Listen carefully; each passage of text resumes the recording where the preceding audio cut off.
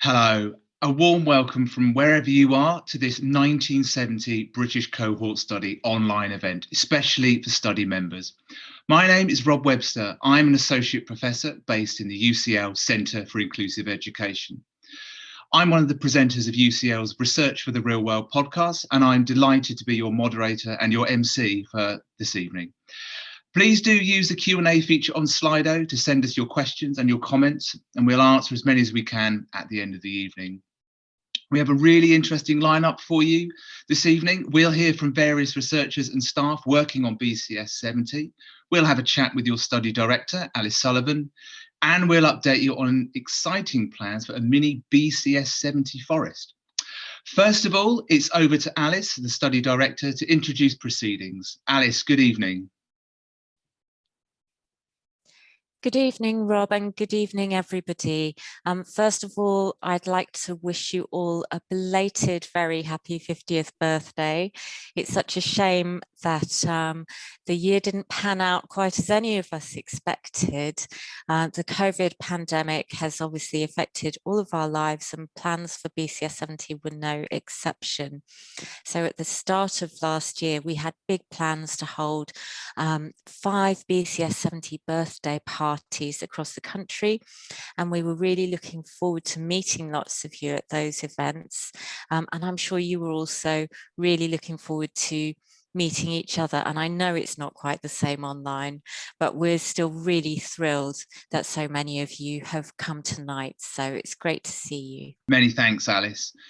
To mark the study's 50th anniversary and your amazing 50-year commitment and contribution to science and society, we ran a social media campaign called 50 Stories in 50 Weeks. We hope you saw it on the BCS 70 website or on Twitter or Facebook.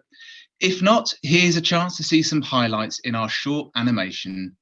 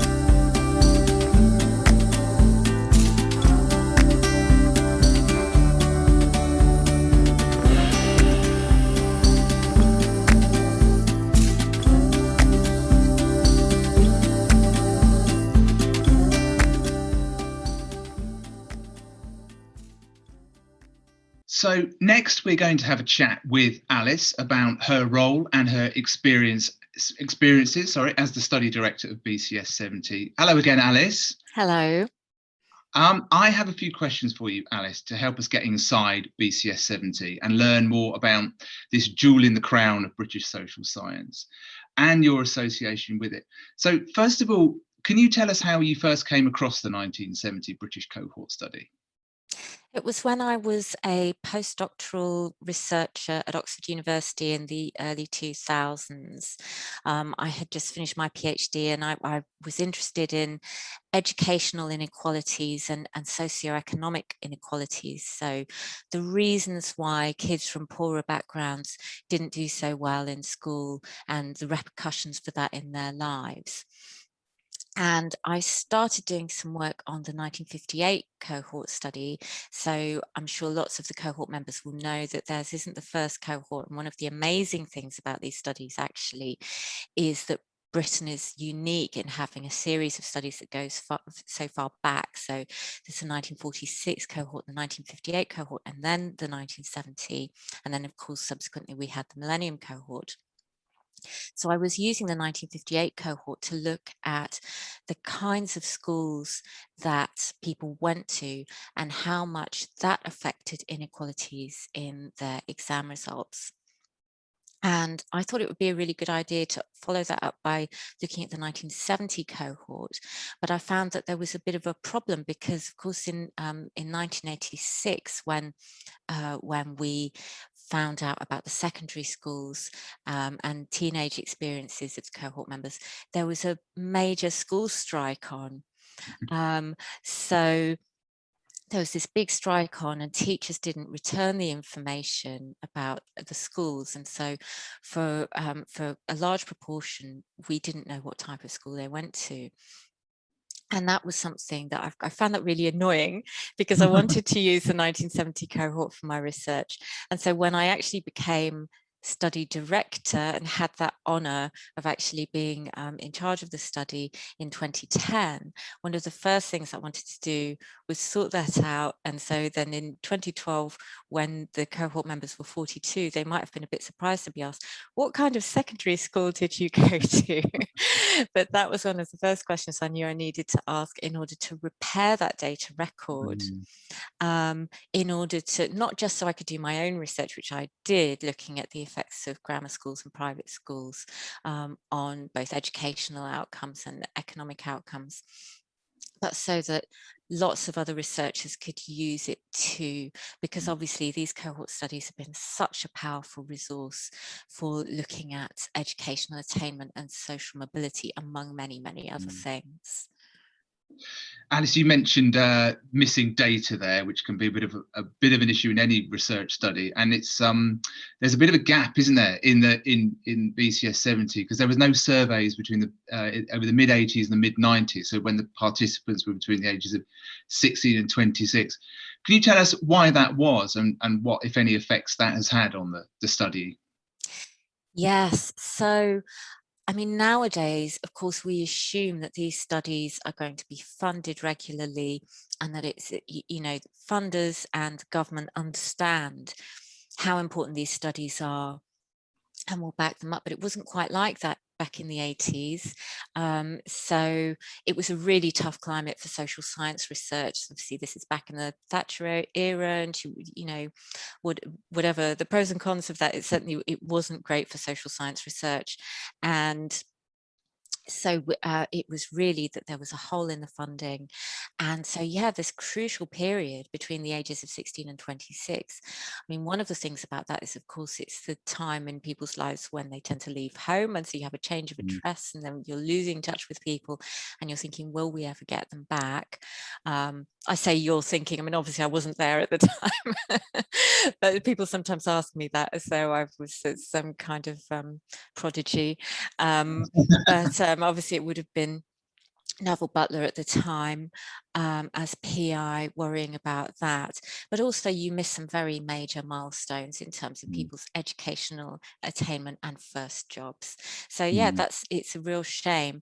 But nevertheless, we have retained so many people in the study, and some people who have been lost have come back. So I think that's actually, it's quite amazing, the resilience of the study.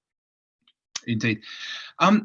BCS 70 has come to include the collection of biomedical data. Can you tell us what biomedical data are and why they are important? So biomedical data, it sounds rather technical, but really it's just, I mean, most of the time we're asking survey questions, and biomedical data, it's just anything that's medical. And so we had funding from the Medical Research Council to go out and take blood samples from the cohort members, do things like weigh them and measure them, which we hadn't actually done since they were much younger. And also, one of the really nice things that we were able to do was something called accelerometry, which was asking people to wear a thigh-worn device, which measured not just their activity, but also their sedentary behavior. So how much time they spent sitting down or lying down.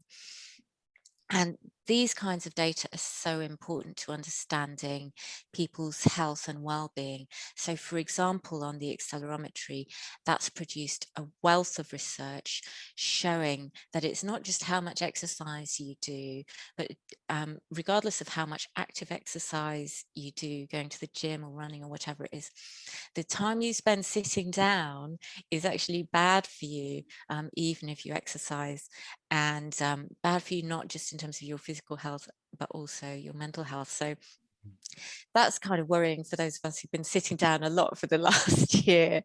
But those kind of findings are so important, and also the fact that we can relate them to people's past experiences and to their social and economic and family circumstances makes it so powerful.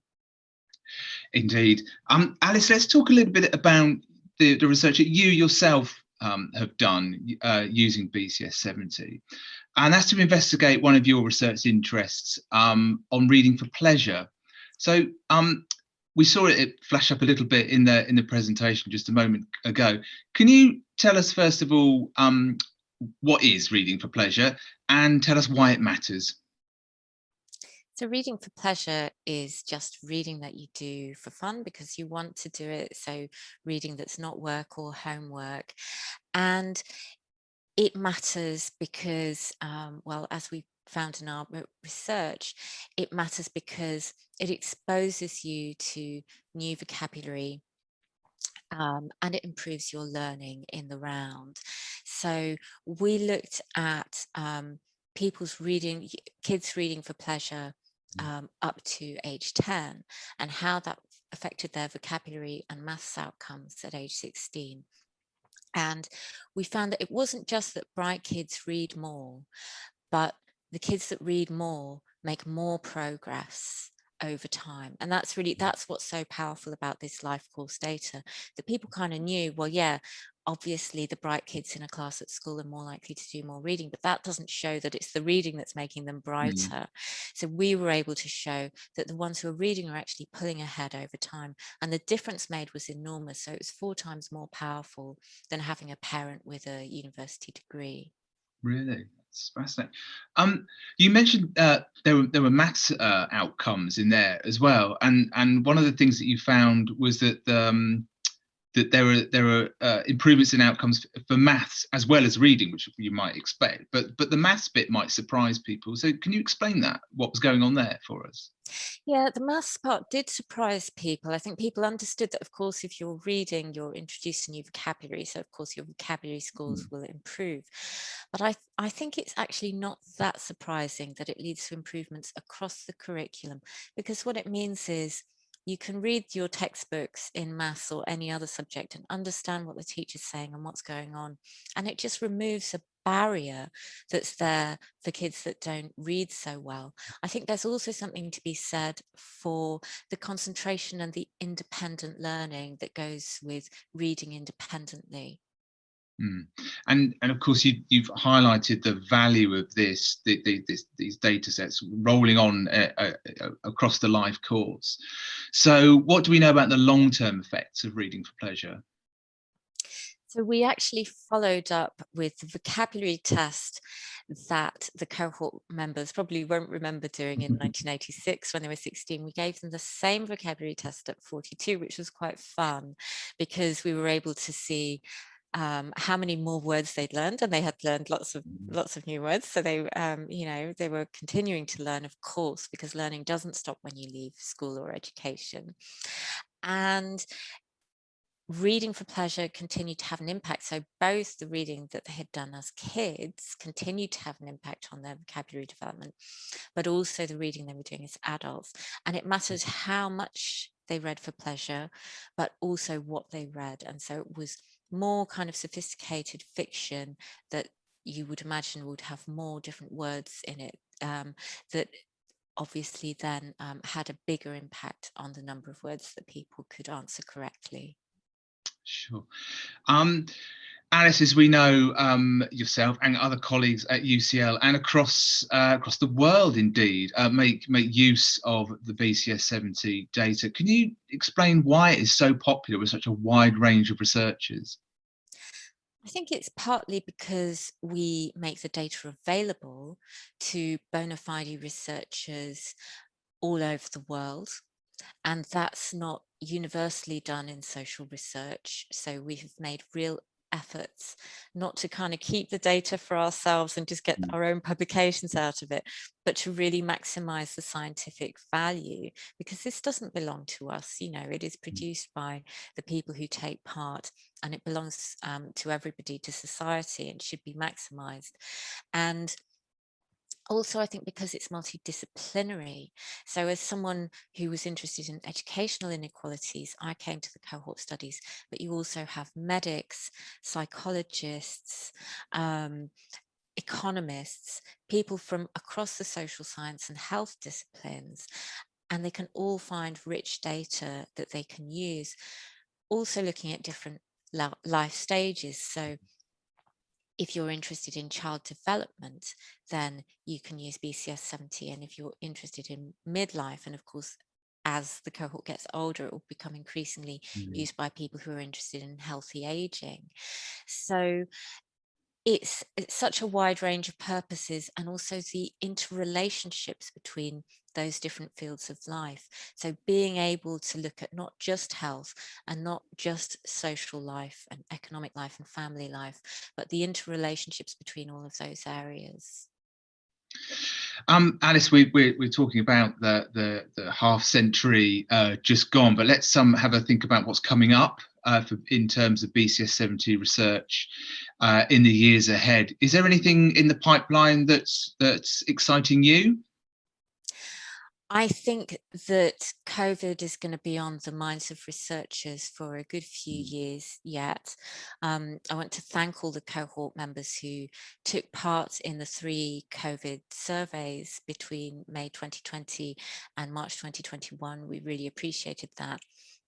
There were around 30,000 people across the 5 studies that we have in the centre who completed at least one of those COVID studies. So that's incredibly impressive. And the data is already helping researchers look at important issues like mental health, parents' involvement in homeschooling, which I'm sure lots of people have experienced, the kind of various economic difficulties that people have faced, and all the rest of it. So I think that's really important. But what's particularly important about BCS 70 and being able to look at that, given in the context that, of course, there's loads of COVID studies going on at the moment, but what's different about BCS 70 is that we'll be following the cohort members for years to come, because there will be long-term, no doubt, long-term effects, not just short-term effects. How deep will the scars run? How quickly will we recover? Will there be any positives in the long term? So these are the kinds of questions that we'll be able to answer. Again, it underscores the real value of this and the remarkable contribution that participants are going to be making in the future with the data that you just collected. So, and with that kind of thought of achievements in mind, what are the many achievements of BCS 70 stand out for you? What are the kinds of things that participants can feel most proud of? I think the scientific contribution is really enormous. So there's been over 1,000 scientific publications that have come out of BCS 70 to date. And one thing I would really stress is the way that the level of research that comes out of the study keeps growing year on year. So in 1975, for example, there were 2 publications that came out of BCS 70. In 2010, there were 54. In 2020, there were 80. So as we add to the data, the value just grows. People don't stop using the information from birth and the early years. They keep using that information and they just add to it as they look at a longer time span and a wider range of research questions. So it is difficult to pick out individual studies, because I think it's this incredible sweep over time. And one thing that I think is really important that I haven't talked about so far is the ability to compare generations. And so we can't see the value of the 1970 cohort in isolation. Its value is even greater because it's part of this unique British series that no other country has. And that's been really valuable for people looking at things like education and social mobility, but also people looking at physical health and mental health. And it's not just comparisons with the earlier generations, but perhaps even more so, the comparisons with the Millennium cohort really highlight the way that our society has changed in a way that you wouldn't be able to show if you didn't have 1970 as that kind of baseline. So, for example, we know that in the Millennium cohort, the young people are quite likely to be overweight in their teenage years.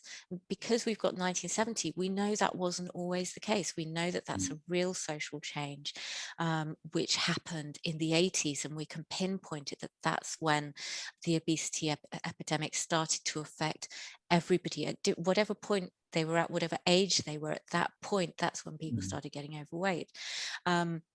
Similarly, when we look at the crisis in mental health, we know that for young girls in particular in the Millennium cohort, their mental health in the teenage years is getting worse at such a young age, and it's much worse than it was for the 1970 cohort. So again, these things have really important policy implications, because people can say with confidence, this is not what the world was always like. This is a real social change. And that's a nice check and balance, isn't it, on people's perceptions of the past. It enables us to kind of hold a mirror up to the past as it was, not how we might like it to have been. Alice, thank you. Oh, sorry, Alice. Sorry, Alice. Thank you so much for sharing your experiences and insights with us, and we'll see you again very shortly. Thank you, Rob. Thank you. We're going to hear now from some of Alice's colleagues, the wide range of brilliant researchers and the superb staff who work on BCS 70s, on the BCS 70 study. You have, of course, recently celebrated your 51st birthdays. Happy birthday from me, by the way. And some of the team here at UCL wanted to send you a message. We're also going to hear in the next bit from an early career researcher, David Gondek, who's done some important research using the data from your study. Hello, my name is Mark Hamer. I'm a Professor of Sport and Exercise Medicine at UCL.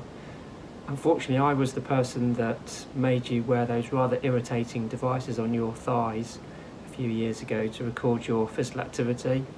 I'd just like to say that the data have been incredibly valuable to us in trying to understand how physical activity patterns relate to various health indicators. So I'd just like to wish you a massive happy birthday and thank you for your tremendous continued support of the study. Happy birthday! My name is Bożena and I'm a researcher at the Centre for Longitudinal Studies. I first started using the British cohort study data for my PhD, which investigated university graduates' social mobility. I now work on several projects. One of them looks at the gender pay gap at different points of the life course, and another one explores the implication of COVID-19 pandemic on substance use and health behaviors such as diet, exercise and sleep. So thank you very much for continually sharing your lives with us. None of this research would have happened without you. Hello, my name is Richard Steele. I work in the comms team here at UCL supporting your study and 3 other cohort studies. A big thank you for taking part in the BCS 70 research all these years and wishing you a very happy birthday. Happy birthday, BCS 70! Hello, my name is Justine and I'm the Communications and Events Officer at the Centre for Longitudinal Studies. Along with the rest of the comms team, I help put together the birthday mailers that we send you every year. I keep the BCS70 website up to date and post on the BCS70 Facebook page, and also help to organize events such as this one. I've only been in this role for a little over a year, but I've just been amazed with your commitment and dedication to the study. I'd like to say a very big thank you from the entire team, and please keep up the good work. Thank you. Okay, hi, I'm David Gondek. I'm a public health researcher currently based at Department of Epidemiology in Public Health at University College London. I've been working with 1970 British birth cohort already for almost 5 years. I started working with this great resource during my PhD, and now I carry on working with the data in my postdoc. My main interests are in how mental health changes over time, that is how it develops with age, but also how it changes across generations. So I do cross-cohort comparisons where I compare mental health of participants of 1970 cohort to participants of older birth cohorts in the UK, such as 1958 or 1946 birth cohort. So in terms of published research based on the 1970 birth cohort, I think probably the most interesting study of my PhD was where I compared mental health of participants in 1970 cohort in adulthood to those of older cohorts, 1946 and 1958 cohort. And what we found was that those born 1970 had higher levels of distress, of the symptoms of depression and anxiety than of two other cohorts or during the whole adulthood. And what this cross-cohort comparison helps us to do is to speculate and also study specific reasons for increase in the distress across generations. So, for example, when members of 1970 cohort were reaching their adulthood, the unemployment was particularly high, and the inequality has been rising over the time, and this might be particularly difficult for them to enter the labor market, and that might have put them on a relatively disadvantaged position for their adulthood. But thanks to the birth cohorts, thanks to those studies of trends over time, we are aware of this issue, and we understand that the levels of distress are rising over time. So hopefully we can then study further the reasons for it and act on these reasons. So to introduce some preventive measures that as those cohorts reach their older age, their mental health hopefully will be better. So I think it's a fantastic resource, and I find myself very lucky that I had the chance to work with it, and I will definitely work as far as I can. So thank you a lot for your participation. Now, as you may imagine, every survey the team undertakes requires an incredible amount of work in terms of preparation. We're going to hear now from Matt Brown, who is BCS70's Senior Survey Manager, who organises and oversees all of that essential work. Hello, I'm Matt Brown and I'm Senior Survey Manager at the Centre for Longitudinal Studies. I work in the survey team at CLS who are responsible for designing, planning and implementing the BCS70 surveys, and also the surveys that we run with the other cohort studies that we run in our centre. I joined the BCS70 team close to 15 years ago now. In my previous job, I worked for one of the large UK social research organisations, managing surveys mostly for government departments, and during this time I heard a lot about the birth cohort studies run at CLS and was fascinated about the idea of these unique studies following participants throughout the course of their lives. So when I saw the opportunity to apply for a job in the survey team, I jumped at the chance. When I first joined the team, preparations for the age 38 telephone survey were underway, so one of my first tasks was to help to design the questionnaire that would be used in that survey. And designing questionnaires is one of the key responsibilities of the survey team. It's a very lengthy process which can be quite challenging but is always very interesting. The process begins with a consultation exercise where we ask the research and policy community to suggest the most important topics that should be covered. It's always the case that we receive far more suggestions than we could possibly include, so we have to make difficult decisions about what should be prioritised. As study members get older and as times change, there are of course new topics that become increasingly important, but repeating the same questions over time is one of the key ways in which we can find out about how your lives have changed. So we need to find the right balance between covering new topics and repeating previous questions. And we're also keen to make sure that the key questions we ask in BCS 70 are as similar as possible to the questions that we ask in some of our other cohort studies, which are following other generations, so that we can understand how your experiences differ from the experiences of those who are both younger and older than you. And we know that every minute our interviewers spend with you is precious, so it's vital that we make the right decisions about which questions make the cut, so that we can make sure that we collect the information that is needed to allow important research to take place. Once we've agreed on the questionnaire, we'll always conduct a series of pilot studies where we test the questionnaire. Our aim is to make sure that everything is running smoothly before we contact you, so that your experience of taking part is as positive as possible. And the whole process of developing and testing one of our larger surveys takes around 2 years. As you know, over the last year, we've been asking you to complete a series of surveys where we've asked you about how your lives have been affected by the COVID pandemic. We've had to develop these surveys much more rapidly, which has been quite a change and quite a challenge. We're really grateful to all of you for taking part in these. The information that you've provided has already been used for vital research into the impacts of the pandemic on participants, and will be used a lot more in the coming months and years. We're also really grateful to those of you who've agreed to take part in our COVID antibody testing project. You should hopefully have received your test kits by now, so please do send them back as soon as you can. We're also really looking forward to launching our next major survey. We were all ready to launch the Age 50 survey last summer, but the pandemic put pay to that. We'll now be launching what we're calling the Life in Your Early 50s survey in a couple of months' time. Initially, we'll only be inviting people to take place via video call, but we hope that we'll be able to start visiting you at home as usual from later in the year. We'll be writing to some of you about this very soon, but we'll be sending out the invitations gradually, so some of you won't hear from us until next year. You will hear from us eventually. We're really looking forward to talking to you again. Running the surveys is a big team effort, and the survey team is just one part of the picture.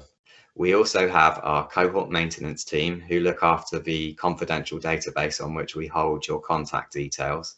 The cohort maintenance team also answer your queries when you get in touch, and they'll also try to find you if you move and we can't get in touch with you. We have our data team who look after the data that you provide in the surveys and make it available to researchers for use. And we have our communications team who write the letters and leaflets that we send to you. They maintain our websites and write news articles and social media posts about study findings and organise events that we run, such as this one. And of course, we have our team of researchers who make use of the data that you provide for important research. And all of us at CLS are enormously grateful for the time that you've all given to this incredible study. And I wanted to take this opportunity to thank you ever so much. Thank you, Matt. And Matt will be joining us live a little later to help answer your questions. So if you do have anything you'd like to ask Matt or Alice, please do use the Q&A on Slido. Now, as you'll no doubt have seen in the letter that came recently with your birthday card, we have an exciting announcement about the mini BCS 70 Forest. So here's Alice again, once again, to tell us more. Alice? Well, to mark your amazing 50-year contribution to the study, we decided to plant a woodland. It seemed like a fitting symbol, especially given that we had to cancel the parties that we had wanted to do. Trees like the study are a resource which will keep growing and be of benefit for future generations. Thinking about where to plant the woodland, we decided that the Forest of Bowland was the most symbolically appropriate place because it contains the geographic centre of Great Britain. So it's the most central forest. And of course, for those of you who've been to the Forest of Bowland, it's a very beautiful place, and there's a lovely pub, and I hope that some of you will get the chance to visit. Of course, nowhere would be convenient for everybody, but we hope some of you will be able to make it there.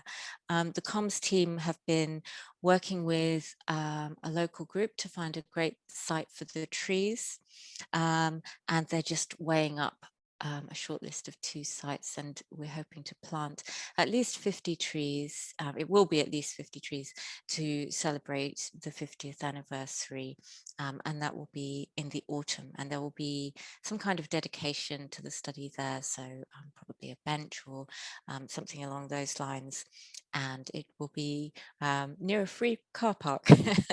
So we hope that will be something nice that people can enjoy in future years, and we'll keep you updated on that over the coming months. Alice, thank you for that. That's marvellous. Well, I only learned about this week, and when I heard that the forest was going to be situated in the Forest of Bowland, I thought, oh, that's very fitting, isn't it, for people who were born in the 70s? And then I looked it up and I realised it's got nothing to do with Mark Bolan at all. So that's enough of my general ignorance. Let's welcome back Matt Brown at this point, because we're going to take some questions now from you. I'm just going to open the chat box so I can see them. So this is in our final section. We're going to attempt to answer as many of your questions as we can in the time available. So you'll see in Slido that there are some questions that the team have addressed already. Matt, Alice, thank you for joining us again. The questions are coming in. The first one is for you, Alice, I think. What types of organisation use the information that you get from all the different cohort studies? Oh, wow. It's a huge range of types of organisation because it's such a huge range of research. So government certainly use the information, all different branches of government. You know, I know from my own research that the people like the Department for Education and the Social Mobility Commission certainly use it, but also, you know, the Department from Health and across government departments, but also across the third sector. So the research that Matt and I did on Reading for Pleasure was taken up by every major literacy organisation, as well as the Department for Education. The research that's been done on childhood is obviously, you know, people like the National Children's Bureau, lots of youth charities, mental health charities, etc., etc. So it's a very long list. Sorry, my computer was it reminded me of a meeting that I've got tomorrow afternoon, which is entirely unhelpful. So thank you for interrupting us like that, Teams. Matt, here's one for you. How many people are still actively participating in the study at the age of 50 compared to when it started? Okay, so in the very first wave of the study, which took place in 1970, as you all very well know, we collected information about just short of 17,500 of you. We're still in touch now with around 12,000 study members, which is absolutely amazing, close to, you know, just over 50 years later. In our most recent survey, which took place a couple of years ago, which finished in 2018, we had close to 9,000 take part in that. We'll just as I mentioned in my video, we'll be launching the age, well, it was to be the age 50 survey, now to be the we've had to kind of rebrand it slightly as the Life in Your Early 50s survey, given the delay that we've had. And so we're very much hoping that as many of you as possible will be happy to take part this time around, hopefully even more than last time.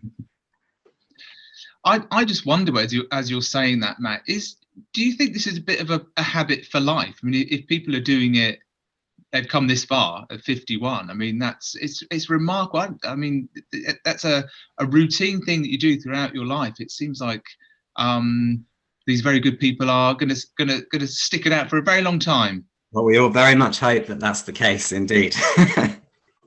Here's another 50 years, eh? Absolutely. Alice, here's one for you. I think, given what you told us earlier about the amount of work that has been produced from the data, this is maybe an unfair question for you.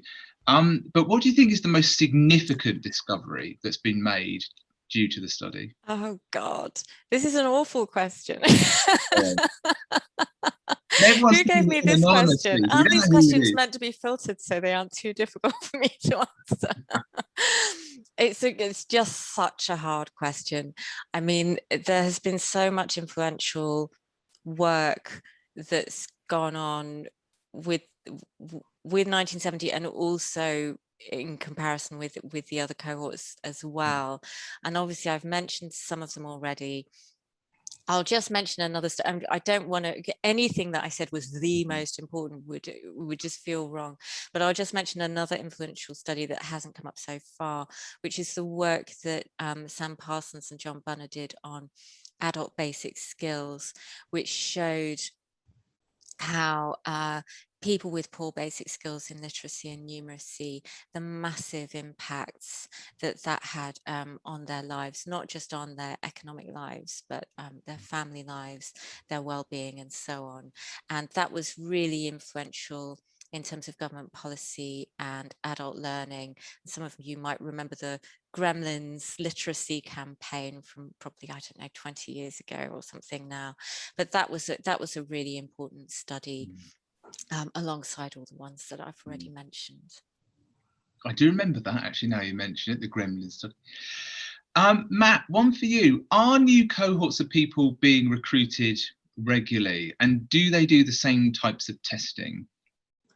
Okay, so at the Centre for Longitudinal Studies, so we run 4 cohorts. We've got the slightly older 1958 cohort. Then we have the 1970 cohort. Our next youngest cohort is following participants who were born in around the beginning of the 90s. That's the next steps cohort. And then we have the Millennium cohort study, our youngest cohort, who were born at the turn of the millennium. And yeah, so we in terms of whether we do the same types of testing, then absolutely, that's fundamental. We always, try to ensure that the questions that we ask in the studies are harmonized across the study, so that gives us a really powerful way of exploring how the experiences and circumstances of the different generations have changed. And we also work very closely with international collaborators who are running similar studies in other countries following different generations of different ages, and also make efforts to ensure that the measures that we include in our surveys are comparable internationally as well, so that we can make comparisons there too. Thank you, Matt. So this is an interesting one. I hope we're not going to kind of be in breach of GDPR or data protection with this one. So maybe both of you can have a go, but somebody would like to know, have you ever met any of us in person? Absolutely, yes. Occasionally a cohort member will pop up, you're giving a presentation or something and someone comes up at the end and says, oh, I'm in that study. And it's always a delight to meet people who are in the study, and just so lovely to see people's enthusiasm. Matt, have you met anybody from the study? I don't think that I have, actually. No. One day, hopefully, yes. Okay, so this next question there, Alice, perhaps you can go first with this one. The cohort studies that you're doing for 1946, 58, and 1970, and the Millennium study, are they all done for the same 1 week in April? No, they're not all done in the same week. And actually for the Millennium cohort, the study design changed so that instead of everyone being surveyed in 1 week, the data collection went over a whole year, or longer than a whole year actually. which obviously makes things a bit more complicated, but does give more time for the fieldwork to happen, and also has some really nice advantages methodologically, because you're then able to look at things like month of birth effects. So the fact that kids who are young for their year group do worse in school, which is quite a powerful effect on people's educational attainment, actually. So that's really nice. And just being able to look at child development in months, rather than having everybody born in the same month, has actually been a really nice feature of the Millennium Cohort. Matt, here's one for you as a senior survey manager. This is from somebody who lives abroad. So do you know how many cohort participants live outside the UK? Yes. So as I mentioned a moment ago, we started out with around 17,500 babies born in Britain. To the best of our knowledge, around 1,800 are now living overseas. Most of our surveys have been based around face-to-face visits. So unfortunately, it's not often practical for us to involve people living overseas in our surveys. In the COVID surveys that we've just done, those were online web surveys. So we were really pleased to be able to invite those living overseas to take part, and we were really pleased that a significant number of those living overseas did choose to do so. And as the study goes forward, it's likely that we'll make more use of online data collection. So we hope that we'll be able to collect more information from those living overseas, and that would be really fascinating to see how the lives of those who've moved out of Britain might differ from those who've remained. I should say that we've had so many questions. Apologies, everybody, we can't answer them all. We'll just take a couple more. I've got a COVID related one for you in a moment, Matt, but I'm just going to put this one to Alice. This is about data storage. So where are all the data stored, and can we as participants have access to it? So if you're a researcher, then you would go via the UK Data Archive to get access to the data.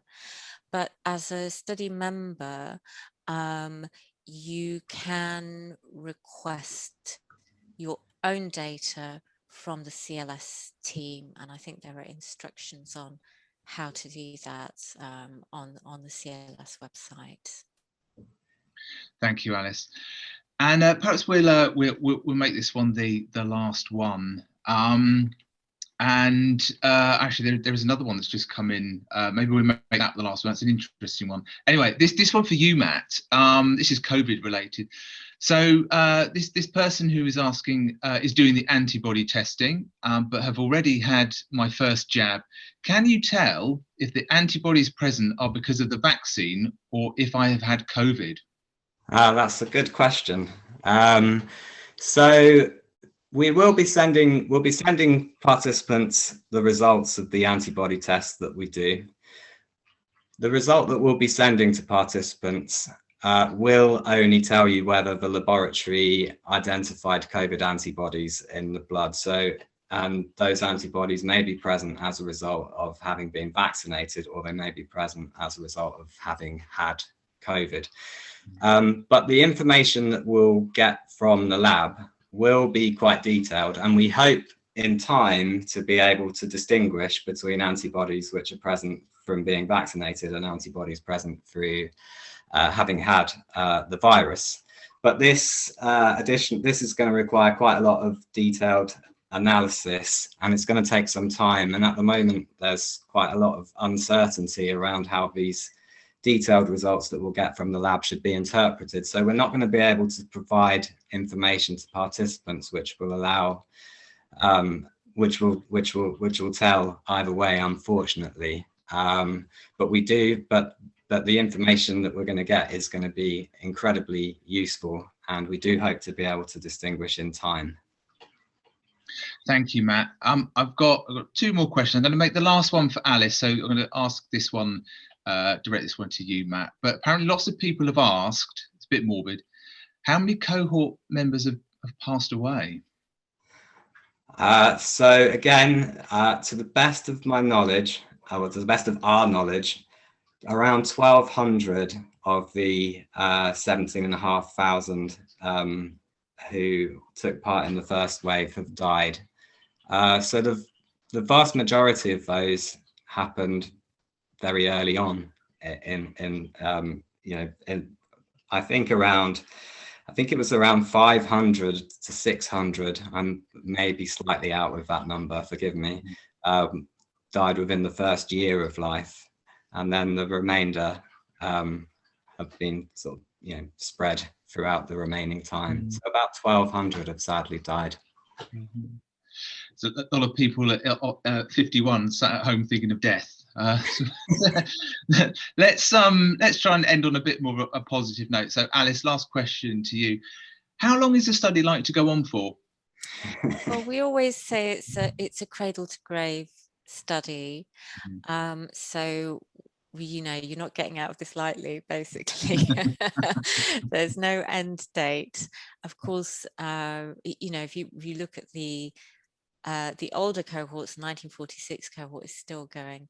Of course, there'll come a point where, where there aren't enough people left, and we will have to call it a day. But I think there are so many important questions actually as people get older, and of course with life expectancy increasing. So I think we are going to be studying this cohort for a good long time yet. Marvellous. Thank you very much, both of you, for fielding those questions from our excellent BCS 70 participant. And with that brings us to the end of a very lively hour. Thank you so much for your company and your contributions this evening. Some excellent questions coming in. And of course, for your continued commitment to the study. It's a remarkable and it's a highly valued role that you play, and I for one salute you.